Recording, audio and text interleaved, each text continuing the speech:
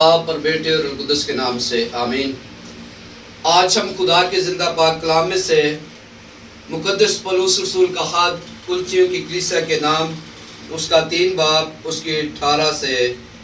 21 آیت تک خدا کا کلام سنیں گے۔ اے بیویو، خداوند میں جیسا مناسب ہے اپنے شوہروں کے تابع رہو، اور اے شوہروں اپنی بیویوں کو پیار کرو اور ان سے تلخ مجازی نہ کرو۔ اے بچوں، اپنے ماں باپ کے ہر ایک بات میں فرما بردار ہو، کیونکہ خدا کو یہی پسندیدہ ہے۔ اے والدو، اپنے بچوں کو تنگ نہ کرو تاکہ وہ بے دل نہ ہو جائیں۔ پاک کلام کے پڑھے سنے جانے پر خدا کی خاص برکت ہو۔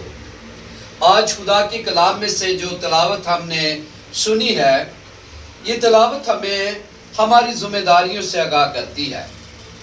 کہ کس طرح ہمارے خاندان کی کون کون سی ذمہ داریاں ہیں۔ جس طرح آج آپ لوگوں نے خدا کے کلام میں سے سنا ہے کہ سب سے پہلے خدا کا بندہ پولس رسول جو ہے وہ بیوی کو تنبیہ کرتا ہے، آگاہی کر دیتا ہے کہ آپ جہاں تک مناسب ہو آپ اپنے شوہر کی تابعدار رہیں، وفادار رہیں۔ اور پھر اس کے بعد خدا کا کلام جو ہے وہ شوہر کو جو ہے وہ اس بات کی تنبیہ کرتا ہے، اس کی ذمہ داری کا احساس دلاتا ہے کہ آپ اپنی بیوی کو پیار کریں اور ہمیشہ اس کے ساتھ صلح اور سلامتی کے ساتھ بات چیت کریں، اور تلخ مجازی کے ساتھ یعنی کہ لڑائی جھگڑے کے ساتھ کوئی بھی بات اپنی بیوی کے ساتھ نہ کرے اور نہ غصے میں۔ اور پھر تیسری بات جو ہے وہ خدا کا کلام بچوں کو، اولاد کو اس بات کی آگاہی دیتا ہے، تنبیہ کرتا ہے، اس کی ذمہ داری کا احساس دلاتا ہے کہ آپ اپنے ماں اور باپ کے ہر ایک بات میں فرما بردار رہیں، کیونکہ خدا کو یہ بات بہت زیادہ پسند ہے۔ اور چوتھی بات جو ہے وہ یہ ہے کہ خدا کا کلام والدین کو کہتا ہے کہ آپ بھی اپنی اولاد کو کبھی بھی تنگ نہ کریں، تک نہ کریں، انہیں ستائیں نہیں، ایسا نہ ہو کہ وہ بے دل ہو جائے۔ اور یہ تمام باتیں جو ہیں یہ خدا کا کلام ہمیں کیوں سکھانا چاہتا ہے؟ عزیز مومنین، خدا جو ہمیشہ انسان کی بہتری کا سوچتا ہے، آج بھی یہ خدا کا کلام اس بات کی آگاہی دیتا ہے کہ ہمارے گھروں میں صلح، سلامتی، پیار، محبت قائم رہے، تاکہ جو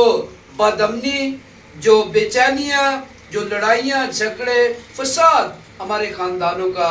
حصہ بنتے ہیں وہ کبھی بھی نہیں بنیں گے جب ہم اپنی اپنی ذمہ داریوں کو اچھے اور بہتر طریقے سے ادا کریں گے۔ خدا کا کلام آج ہمیں سکھاتا ہے کہ جو آپ کی اور میری ذمہ داریاں ہیں، یعنی کہ جو ایک بیوی کی ذمہ داری ہے وہ بیوی اپنی ذمہ داری کو ادا کرے، اور جو شوہر کی ذمہ داری ہے وہ شوہر اپنی بیوی کے لیے ادا کرے، اور جو اولاد کی ذمہ داری ہے وہ اولاد اپنی ذمہ داری کو ادا کرے، اور جو والدین کی ذمہ داری ہے۔ اور یہ سارا خاندان کس طرح بنتا ہے؟ اسی لیے خدا جو ہے وہ سب سے پہلے بیوی کو جو ہے وہ اپنے بندے پولس رسول کی طرف سے آگاہی دیتا ہے کہ آپ ہمیشہ جو ہے وہ اپنے شوہر کی تابعدار ہیں، اور پھر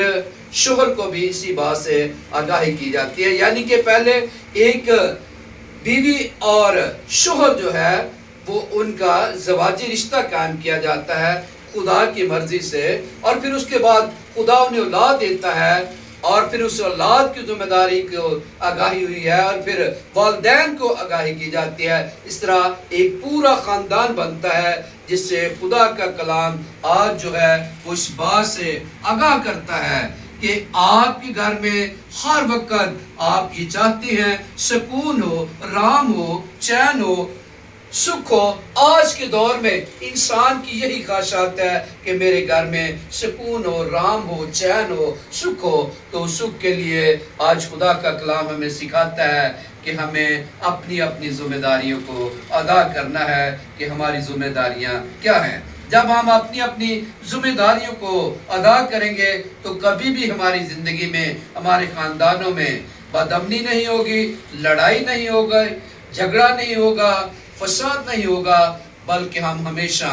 جو ہے وہ امن اور سلامتی کے ساتھ زندگی گزاریں گے۔ لیکن ان سب چیزوں کے لیے ہمیں سب سے پہلے اپنے خداوند یسوع مسیح کی غلامی کرنی ہے، اور جب ہم اس کی غلامی کریں گے تو پھر ہمارے اندر یہ ساس پیدا ہوگا، اور وہی ساس ہمیں اس بات کی طرف مائل کرے گا، اس بات کی طرف آگاہی کرے گا کہ ہمیں اپنی اپنی ذمہ داریوں کو ادا کرنا ہے، اور اس کے وسیلے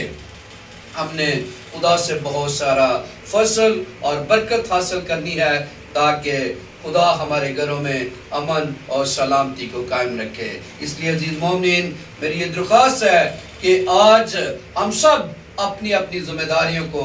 اپنی زندگی میں خیال کریں اور سوچیں کہ جو ذمہ داریاں خدا کا کلام مجھے ایک بیوی ہوتے ہوئے، ایک شوہر ہوتے ہوئے، ایک اولاد ہوتے ہوئے، اور پھر والدین ہوتے ہوئے جو ذمہ داریوں سے خدا نے مجھے آگاہ کیا ہے، میں انہیں اچھے اور بہتر طریقے سے ادا کر سکوں، تاکہ میرے گھر میں سکون ہو، میرے معاشرے میں سکون ہو، میرے خاندان میں سکون ہو، اور ہم سکون اور آرام کی زندگی گزاریں۔ خدا ہمیں ایسا کرنے کا بڑا فضل اور برکت عطا کرے۔